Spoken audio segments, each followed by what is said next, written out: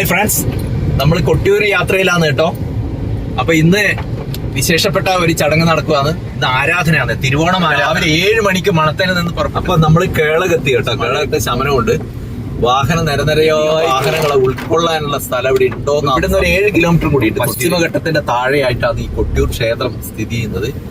ബാവലിപ്പുഴയുടെ ഇരു കരകളിലായി ഇക്കര ക്ഷേത്രവും അക്കര ക്ഷേത്രവും, അങ്ങനെ 2 ക്ഷേത്രങ്ങളാണ്. നല്ല ബ്ലോക്കാ രാവിലെ.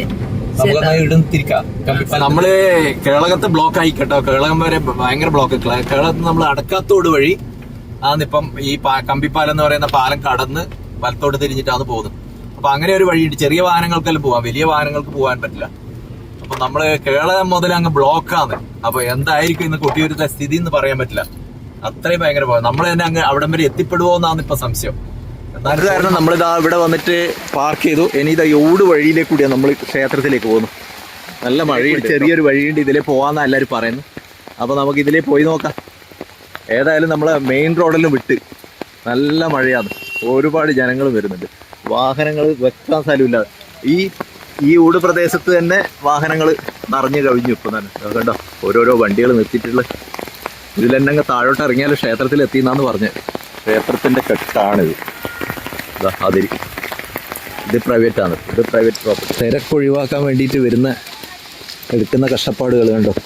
അപ്പോൾ ഈ വഴി വന്നു കഴിഞ്ഞാൽ തിരക്കില്ലാതെ ക്ഷേത്രത്തിൽ പ്രവേശിക്കാമെന്നാണ് പറഞ്ഞത്. കൊട്ടിയൂർ ക്ഷേത്രത്തിന്റെ ഏതോ ഒരു ഭാഗത്തേക്ക് കൂടിയാണ് നമ്മൾ കൊട്ടിയൂർ ക്ഷേത്രത്തിലേക്ക് പ്രവേശിക്കുന്നത്.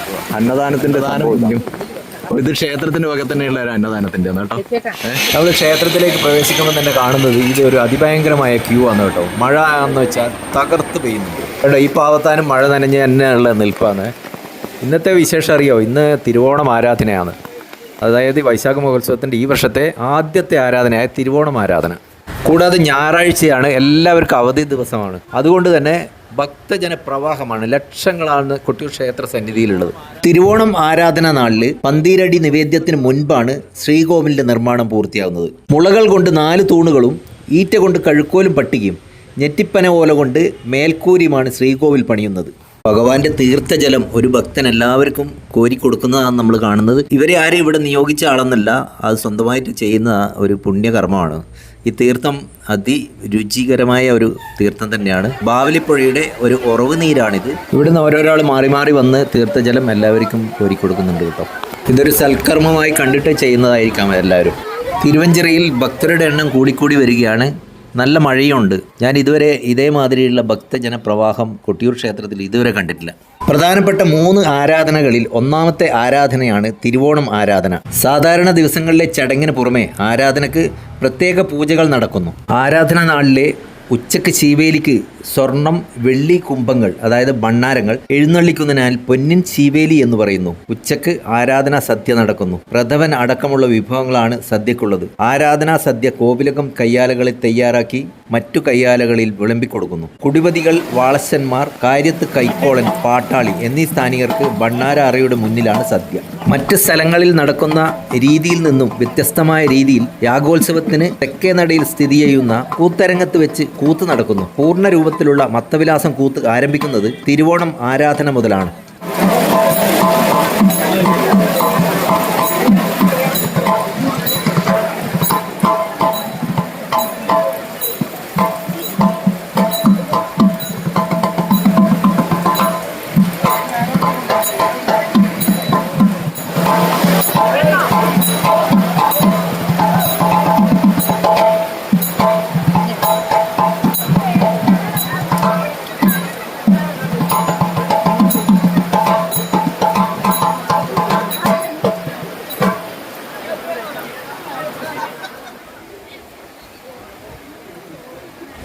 ആരാധനാ നാളുകളിൽ അഭിഷേകത്തിനാവശ്യമായ വളരെ വിശേഷപ്പെട്ട ഒന്നാണ് പഞ്ചഗവ്യം. ഗോപഞ്ചമങ്ങൾ ചേർത്ത് നിർമ്മിക്കുന്ന വസ്തുവാണ് പഞ്ചഗവ്യം. ഈ വസ്തുവിന് യാഗോത്സവത്തിന് പറയുന്ന പേരാണ് പാലമൃത്. 3 ആരാധനകൾക്കും പാലമൃത് വേണം. സന്ധ്യാസമയത്താണ് പഞ്ചഗവ്യം അഭിഷേകം ചെയ്യുന്നത്. ഈ നിൽക്കുന്നത് നമ്മളെ ജ്യേഷ്ഠൻ്റെ പത്നിയാണ്. ജ്യേഷ്ഠനെ കാണാത്തതുകൊണ്ട് തിരിയുന്നത്, ജ്യേഷ്ഠനെ കാണുന്നില്ല. പണ്ടുകാലത്ത് കൊട്ടിയൂർ ക്ഷേത്രത്തിൽ തൊഴുതു വരുന്നവരെ കണ്ടാൽ പെട്ടെന്ന് തിരിച്ചറിയാൻ കഴിയുമായിരുന്നു. അവരെല്ലാവരുടെയും കയ്യിൽ ഒരു 6 അടിയോളം നീളത്തിലുള്ള ഒരു മുള ഓട കാണാം. കുത്തി നടക്കാനുള്ളതാണ്. അതിനറ്റത്തായി മഹർഷിമാരുടെ താടിയെ അനുസ്മരിപ്പിക്കുന്ന വെള്ള നിറത്തിലുള്ള ഒരു ഓടപ്പൂവും കെട്ടിയിരിക്കും. അക്കാലത്ത് കാൽനടയായി വേണം കൊട്ടിയൂർ ക്ഷേത്രത്തിലെത്താൻ.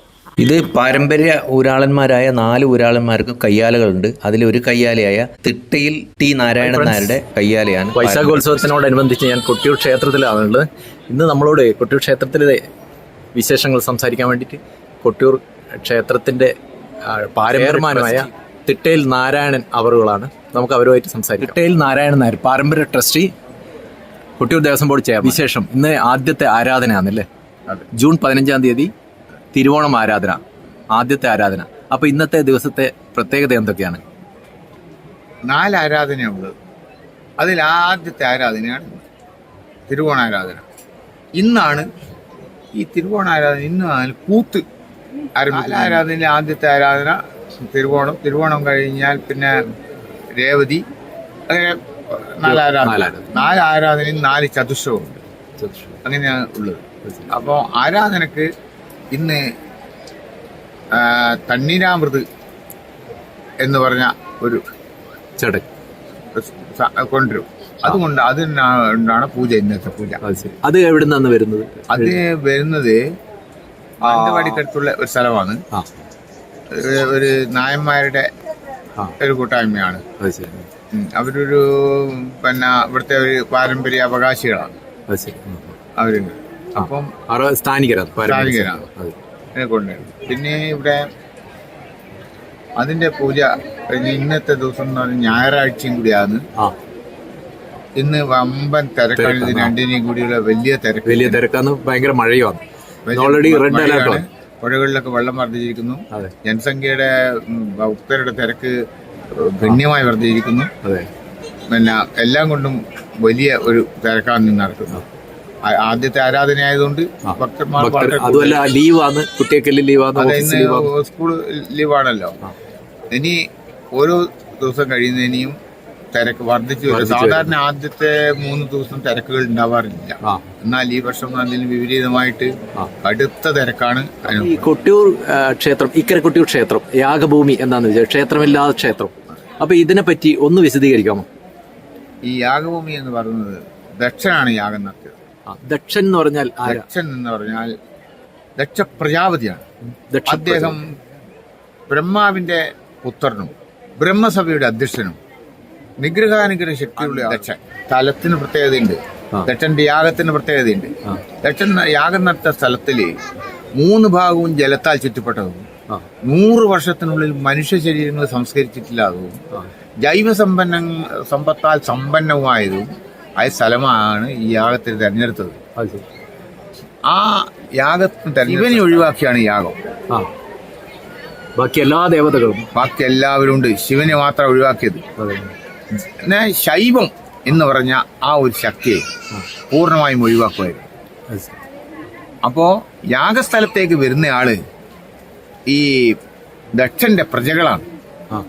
പ്രജകളും ദക്ഷനിക്ക് അപ്പം കിട്ടുന്ന രാജാക്കന്മാരും ചക്രവർത്തിമാരും അങ്ങനെയുള്ള ആളാണ്, ദേവന്മാരും എല്ലാവരും. അപ്പൊ അവരെല്ലാവരും കുളിച്ച് ഈർനായിട്ടാണ് ഈ യാഗസ്ഥലത്തേക്ക് വരുന്നത്. വരുമ്പോൾ ഹരിഗോവിന്ദ എന്നാണ് വിളിക്കുക. സാധാരണ ശിവക്ഷേത്രത്തിലേക്ക് വരുമ്പോ ആരും ഹരിഗോവിന്ദ എന്ന് വിളിക്കുകയില്ല. അതെ, ഇവിടെ ഹരിഗോവിന്ദ എന്ന് വിളിച്ചിട്ടാ വരുക. കാരണം ശിവനെ തീർത്ത് ഒഴിവാക്കില്ല. അങ്ങനെയാണ് ഹരിഗോവിന്ദ എന്ന് വിളിച്ചുകൊണ്ട് ഇവിടെ പ്രവേശിക്കുന്നു, യാഗഭൂമിയിലേക്ക് പ്രവേശിക്കുന്നു. യാഗഭൂമിയിൽ ശിവന്റെ ഒരു ഒന്നുമില്ല. പിന്നീട് ഈ യാഗം മുടങ്ങിയെ തുടർന്ന് ത്രിമൂർത്തികൾ ഇവിടെ പ്രത്യക്ഷപ്പെടുക.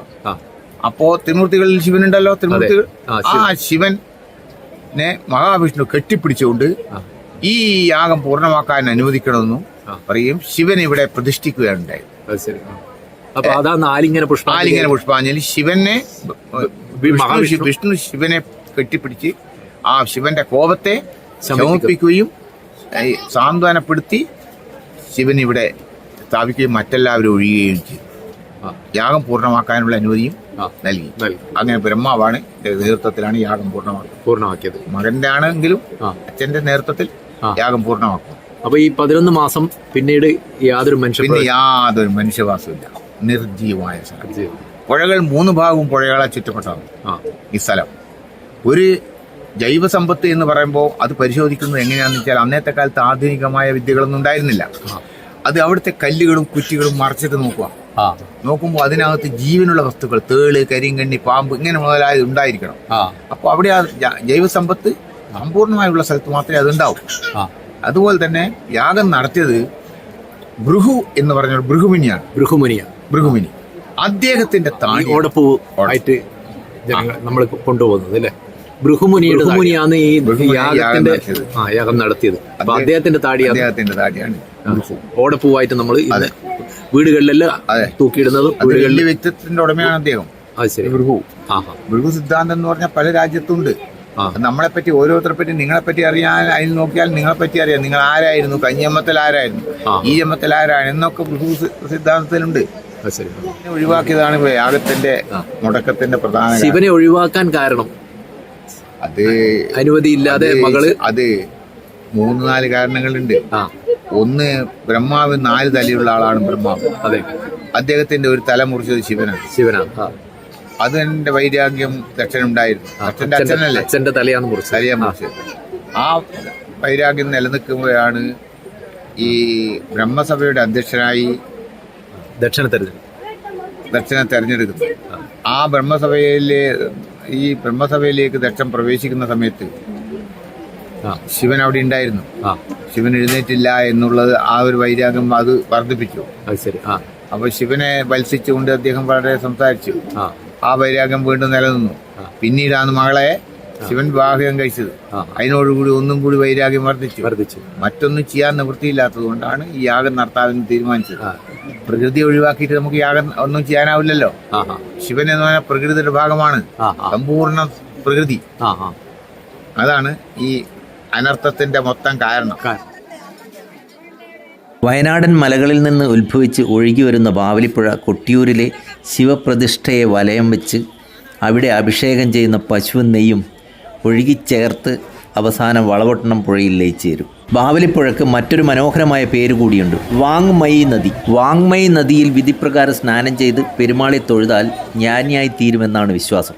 ഈ കുളിരിൽ മുങ്ങിക്കുളിച്ച് ഈർന്നണിഞ്ഞ് അഗ്രക്ഷേത്രത്തിലെ മണിത്തറയെ ചുറ്റി ഒഴുകുന്ന തിരുവഞ്ചെറിയിലെ ഉരുളം കല്ലുകളിൽ തെന്നി വീഴാതെ വലം വെക്കുമ്പോഴുള്ള അനുഭവം ഒന്ന് വേറെ തന്നെയാണ്.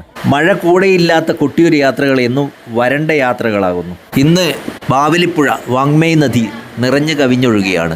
എത്രയോ ക്ഷേത്രങ്ങളിൽ ഞാൻ കയറിയിറങ്ങിയിരിക്കുന്നു. എന്നാൽ അവിടെയെല്ലാം കാണുന്ന വിധം വാസ്തുശില്പാനുസരണം പണിത പ്രകാരങ്ങളും പ്രസാദങ്ങളും അലങ്കാരങ്ങളും ഒന്നുമില്ലെങ്കിലും ലക്ഷണയുക്തമായ ഒരു മഹാക്ഷേത്രമാണ് കൊട്ടിയൂർ. പ്രകൃതി തന്നെ പണിതീർത്ത ഒരു ശിവലിംഗ സങ്കല്പം പോലെ കാനന മധ്യത്തിൽ ഒരു പ്രകൃതി പുരുഷ ക്ഷേത്രം. കല്ലും മണ്ണും കൊണ്ട് വൃത്താകൃതിയിൽ പണിത മണിത്തറയിൽ ശിലാനാളത്തിനകത്ത് ഒരു സ്വയംഭൂ ശൈവ സങ്കല്പം. ശിവലിംഗത്തിനുള്ളിൽ കുടികൊള്ളുന്ന ഒരു ശൈവ ബീജം പോലെ, ശിവലിംഗ പീഠത്തിലെ അഭിഷേക ജലം പോലെ ചുറ്റിലും ഒഴുകുന്ന തിരുവഞ്ചെറിയെന്ന ഗംഗാധാര. പിന്നെ അഭിഷേക ജലത്തെ പുറത്തേക്കൊഴുകുന്ന പ്രണാളം പോലെ പടിഞ്ഞാറ് നീണ്ടുകിടക്കുന്ന ഒരു നീർച്ചാൽ. ഒരു വർഷം മുഴുവൻ ജലധാര അർച്ചന ചെയ്യാൻ ഒരു പുരോഹിതനും വേണ്ടെന്ന് പ്രകൃതി സാരം. യാഗോത്സവത്തിന് പാണി എന്ന വാദ്യമാണ് പ്രധാനം. എന്നാൽ തിരുവോണം ആരാധന മുതൽ അലങ്കാരവാദ്യങ്ങൾ തുടങ്ങുന്നു. ഇത് ആയില്യം നാൾ തിരുവത്താഴ പൂജ വരെ ഉണ്ടായിരിക്കും.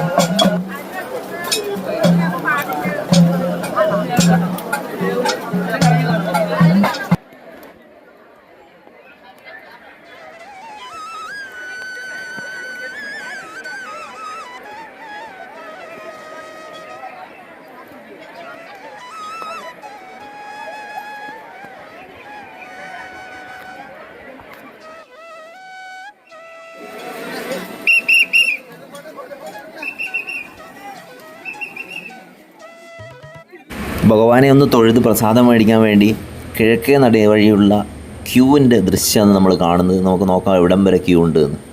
ഭഗവാനെ ഒന്ന് തൊഴുത് സങ്കടങ്ങൾ പറഞ്ഞ് പ്രസാദം സ്വീകരിക്കാൻ വേണ്ടി 5-6 മണിക്കൂറാണ് ക്യൂവിലിങ്ങനെ ഭക്തജനങ്ങൾ കാത്തിരിക്കുന്നത്.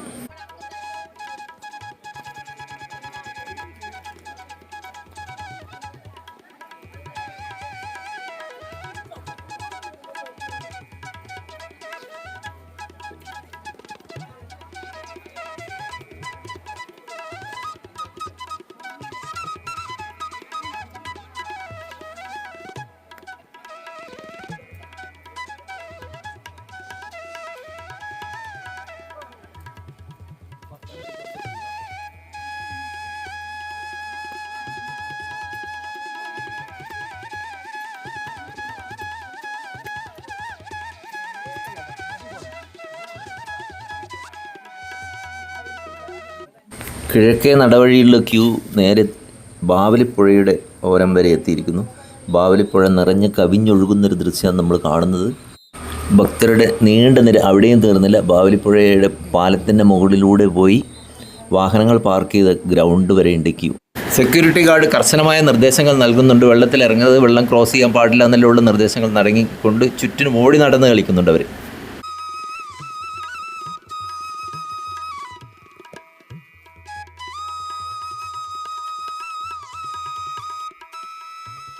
അപ്പോൾ അതിഭയങ്കരമായ തിരക്കാണ് ജൂൺ 15-ാം തീയതി തിരുവോണം നാളിൽ, തിരുവോണം ആരാധന നാളിൽ നമ്മൾ കാണുന്നത്. മഴയുടെ കാഠിന്യം കൂടി വരുവാണ്. ബാവലിപ്പുഴയിൽ നന്നായി വെള്ളമുണ്ട്, നല്ല ഒഴുക്കുണ്ട്.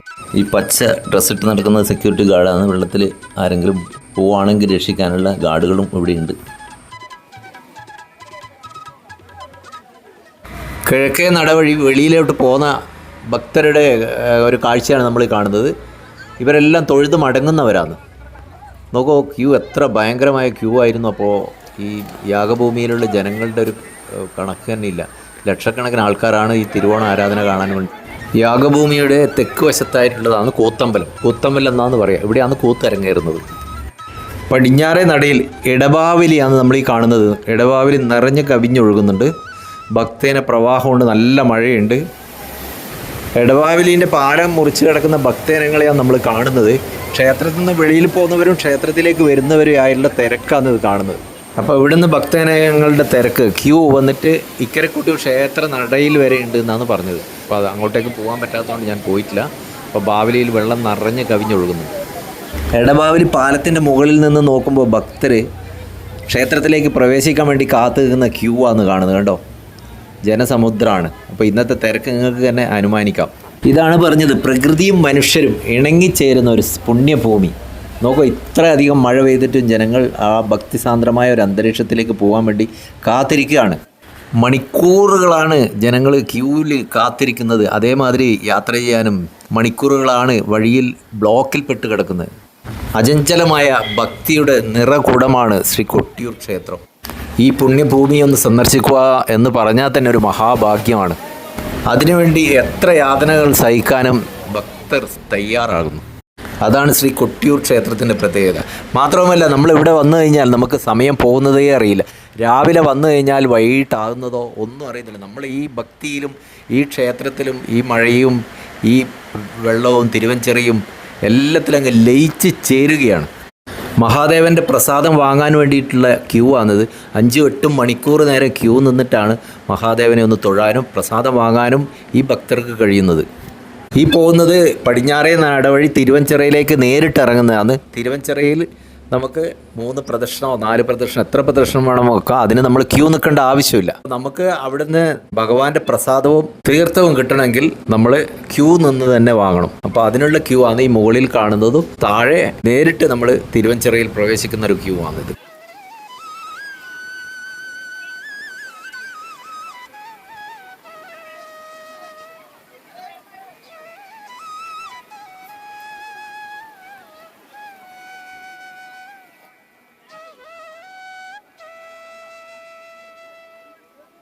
പതിവിലും വിപരീതമായി ഇവിടെ ഈ വർഷം കർണാടകത്തു നിന്നും ഒരുപാട് ഭക്തർ ദർശനത്തിനായി എത്തിയിരിക്കുന്നു.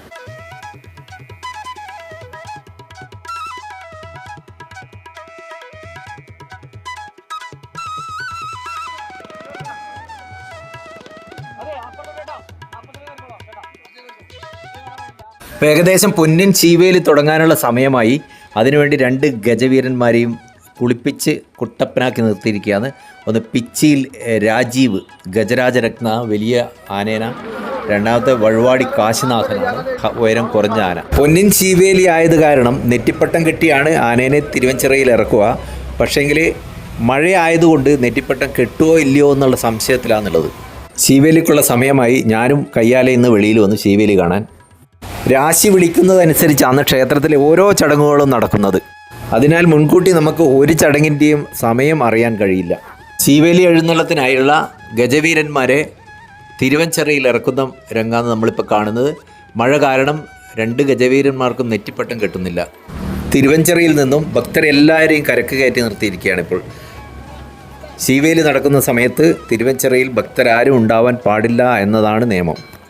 ക്ഷേത്രത്തിലെ തിരുവഞ്ചിറക്ക് ചുറ്റിലുമായി കുറേ കയ്യാലകളുണ്ട്. വൈശാഖോത്സവ സമയത്ത് ആചാരങ്ങൾക്ക് അവകാശികളായവരുടെയും സ്ഥാനികരുടെയും വാസസ്ഥലമാണ്.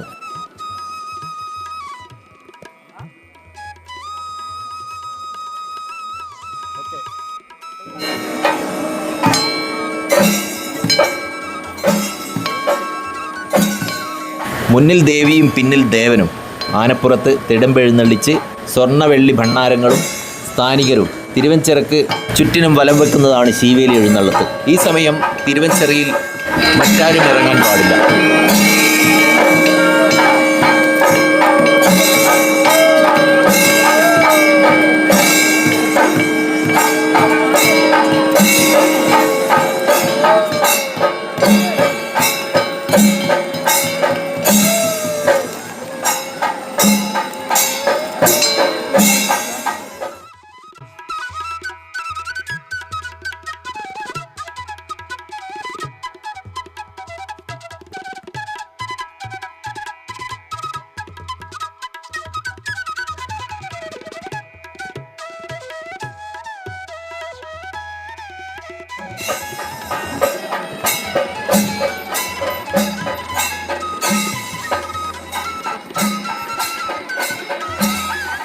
പാരമ്പര്യ ട്രസ്റ്റിമാരായ 4 ഊരാളന്മാരാണ് ഇവിടെ നിൽക്കുന്നത്. ഇവരുടെ സാന്നിധ്യം ഈ സമയത്ത് ഇവിടെ ആവശ്യമാണ്.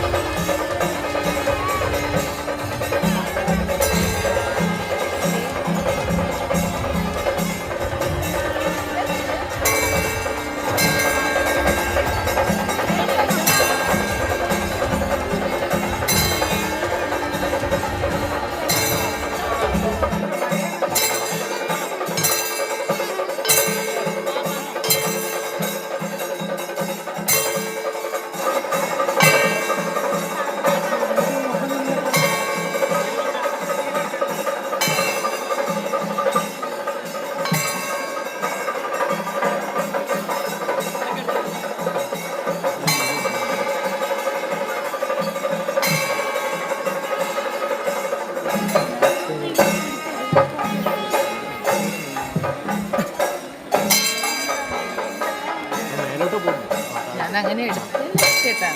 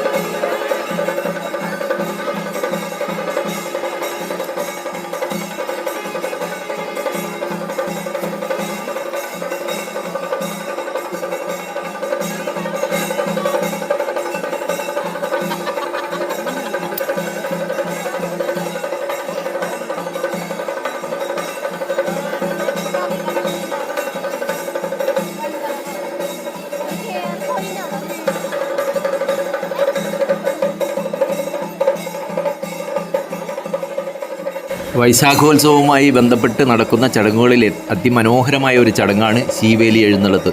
ആരാധനാ നാളിൽ പൊന്നിൻ ശീവേലി എഴുന്നള്ളത്താണ്. അത് കാണാൻ ഒട്ടനവധി ജനങ്ങളാണ് കൂടിയിരിക്കുന്നത്. മനോഹരമായ ഒരു കാഴ്ചയും ഭക്തി നിർഭരമായ ഒരു കാഴ്ചയാണ് അക്കരെ കൊട്ടിയൂർ സന്നിധാനത്ത് നടക്കുന്നത്. ഭക്തരെല്ലാവരും തിരുവഞ്ചിറയിൽ ചുറ്റും ഇരുകൈകളും കൂപ്പി ഹരിഗോവിന്ദ നാമം ഉരുവിട്ടുകൊണ്ട് ഭക്തി നിർഭരമായി തൊഴുത് നിൽക്കുകയാണ്. അതിമനോഹരമായ ഒരു കാഴ്ച തന്നെയാണ്. ഇത് കാണേണ്ടത്. കണ്ടനുഭവിച്ചു കഴിഞ്ഞാലേ ഇതിൻ്റെ ഒരു അനുഭൂതി നമുക്ക് മനസ്സിലാകൂ. മുന്നിൽ ദേവിയുടെയും പിന്നിൽ ദേവൻ്റെയും തിടമ്പുകൾ ആനപ്പുറത്ത് എഴുന്നള്ളിച്ച് ഗജവീരന്മാരങ്ങനെ മന്നം തിരുവഞ്ചിറയ്ക്ക് ചുറ്റും നടന്നു പോകുന്നതും പുറകിൽ സ്വർണ്ണ വെള്ളി വണ്ണാരങ്ങളും ആയുള്ള ഈ ദൃശ്യം അതിമനോഹരം തന്നെയാണ്. ഭക്തി നിർഭരവും മനോഹരവുമായ ഒരു കാഴ്ച തന്നെയാണിത്.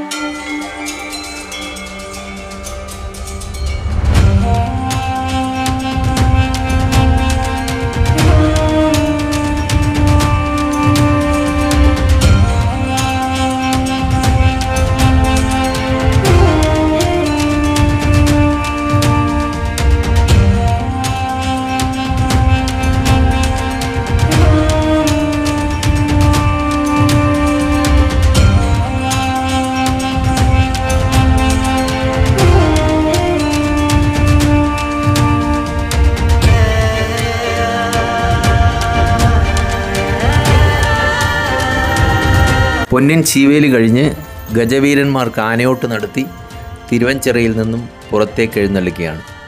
അനേകം വർഷങ്ങൾക്ക് മുമ്പ് രാത്രികാലങ്ങളിൽ കാനന മധ്യത്തിലെ അക്കരക്ഷേത്രം ഒരു സ്വപ്നലോകം പോലെ മാറുന്നത് ഞാൻ കണ്ടിട്ടുണ്ട്.